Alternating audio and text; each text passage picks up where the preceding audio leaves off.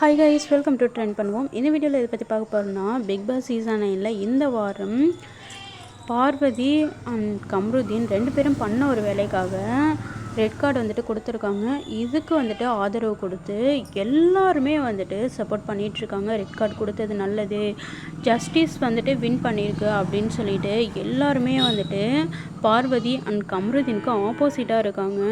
விஜய் டிவியில் உள்ள எல்லா ஸ்டாருமே வந்துட்டு ஸ்டோரி வந்துட்டு ஷேர் பண்ணியிருக்காங்க. முக்கியமாக கம்ருதீன் கூட மகாநதி சீரியலில் ஒர்க் பண்ண காவேரி அண்ட் கங்கா இவங்க 2 பேரும் கூட வந்துட்டு ஃபஸ்ட்டே வந்துட்டு இவங்க வந்துட்டு ரெட் கார்டு வாங்க வேண்டிய ஆள் அப்படின்னு வந்துட்டு சொல்லியிருக்காங்க.